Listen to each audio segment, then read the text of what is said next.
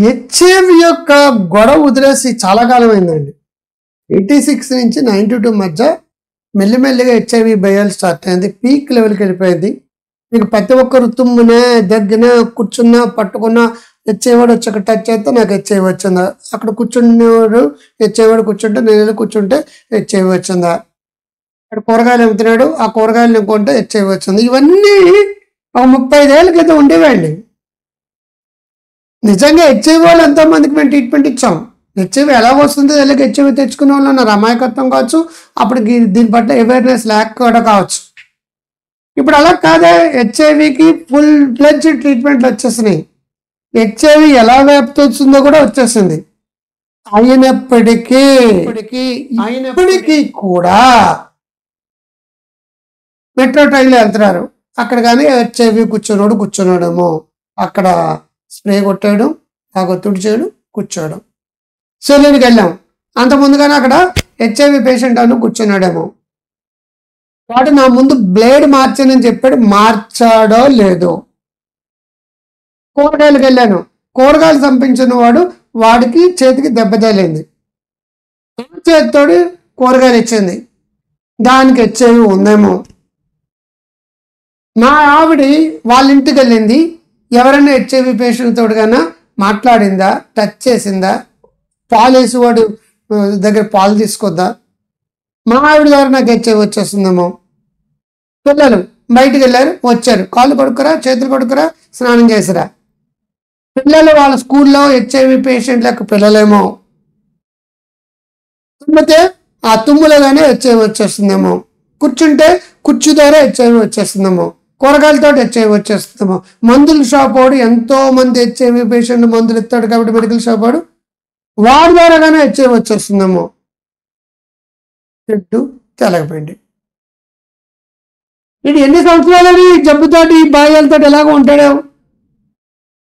Counselling తీసుకోడు, treatment తీసుకోడు, ఏమి తీసుకోడండి. వాడు ఒకటే చేయించుకుంటాడు, హెచ్ఐవి టెస్ట్లు.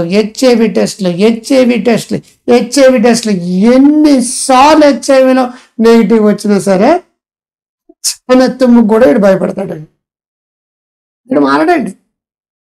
ఈ జబ్బు ట్రీట్మెంట్ హెచ్ఐవి ఫోబియా ఓసిడిగా మారిపోయిందండి చాలా మందికి. హెచ్ఐవి ఫోబియాకి భయం దాటి ఓసిడిగా మారిపోయిందండి, ఓసిడిగా మారిపోయిందండి.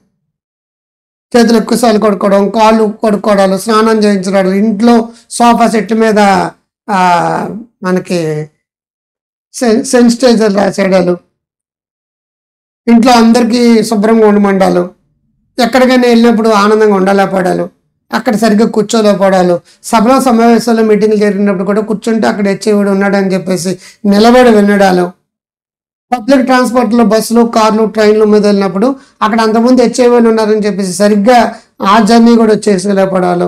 కేవలం కంప్యూటర్ సాఫ్ట్వేర్ ఇంజనీర్లు ఆ సాఫ్ట్వేర్లకి పరిమితమై బయట సంబంధాలు కనెక్ట్ అయిపోయి వాడు వెళ్ళవలసిన స్థాయిలో వెళ్ళలేకుండా ఉండిపోతున్నారు. ఎన్ని రకాలుగా బాధలు పడుతున్నారంటే అన్ని రకాలుగా బాధలు పడుతున్నారండి. హెచ్ఐవి ఫోబియా ఓసిడి అది ఓసిడిగా మారిపోయింది. ఎంతకాలం బాధపడుతూ కూర్చుంటారు చెప్పండి? ఇప్పుడు 5 ఏళ్ళు బాధపడ్డారు, 10 ఏళ్ళు పడ్డారు, 10 ఏళ్ళు పడ్డారు, 20 ఏళ్ళు బాధపడ్డారు. మరి ట్రీట్మెంట్ తీసుకోరా మీరు? ఓన్లీ హెచ్ఐవి టెస్ట్లు ఒకటే చేయించుకుంటూ కూర్చుంటారా? ఎంతకాలం హెచ్ఐవి టెస్టులు చేయించుకుంటే అంతకాలం మీకు పాజిటివ్గా రాదండి అది. సో దీనికి డీసెన్సిటైజేషన్ థెరపీ కావాలండి. పాజిటివ్ సైకాలజీ, ఈ హెల్త్ యాంగ్జైటీ తోటి కలిపి వస్తుంది, సైబర్కాండ్రియా, హైపోకాండ్రియా, ఇల్నెస్ యాంగ్జైటీ డిజార్డర్ తోటి కలిపి వస్తుంది, ఓసిడి తోటి కలిపి వస్తుంది, ఉత్తు ఫోబియాస్ తోటి కలిపి వస్తుంది. మిక్స్డ్ ఉండొచ్చు అండి, కొంతమంది సైకోసిస్ కూడా ఉండొచ్చు, కొంతమంది పారనాయిడ్ లాంటి డెల్యూజనల్ డిజార్డర్ కలిపి ఉండొచ్చు. ఎవరికైనా సరే ఏదైనా సరే అవసరమైన తర్వాత సైకాట్రిక్ మెడిసిన్స్ వాడుకోవాలి.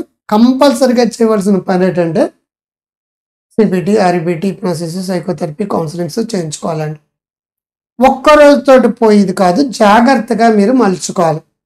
హెచ్ఐవి టెస్టులు చేయించుకోవడాలు, డిఎన్ఏ టెస్టులు చేయించుకోవాలి, ర్యాపిడ్ టెస్టులు చేయించుకోవడాలు, లేదంటే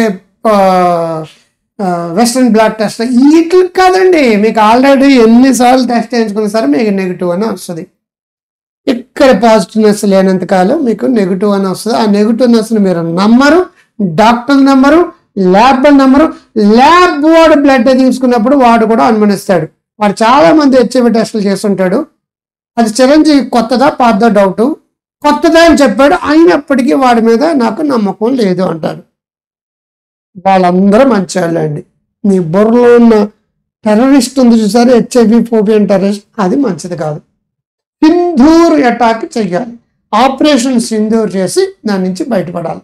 మీరు దాని నుంచి బయటపడాలంటే మెహోనా ఐఎమ్ దేర్, మీరు ట్రీట్మెంట్ తీసుకోండి, కన్సల్ట్ చేయండి, కౌన్సిలింగ్ థెరపీలు చేసుకోండి. అవసరమైతే వేరే మెడిసిన్స్ లాంటివి కావాల్సి వస్తే నేను వేరే సైకాట్రిస్ట్ మీకు లింక్ చేస్తాను. థెరపీలు కంపల్సరీగా తీసుకుని తీరాలి. నచ్చితే లైక్ చేయండి, కామెంట్ బాక్స్లో బాగుందని పెట్టండి, సోషల్ మీడియాలో షేర్ చేయండి, వాట్సాప్ స్టేటస్లో పెట్టుకోండి. మీరు అందరూ బాగుండాలంటే గ్రో హెల్దీ వెల్దీ వైజ్ అనే యాప్ని డౌన్లోడ్ చేసుకోండి.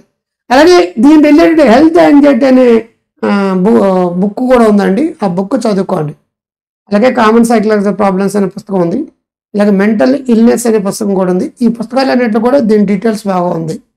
మీరు అందరూ చదువుకోండి, ఆరోగ్యవంతులు ఉండి సంస్కారవంతులు. గురువు హెల్దీ వెల్దీ వైజ్ యొక్క ఉద్దేశం అది. By, I love you all.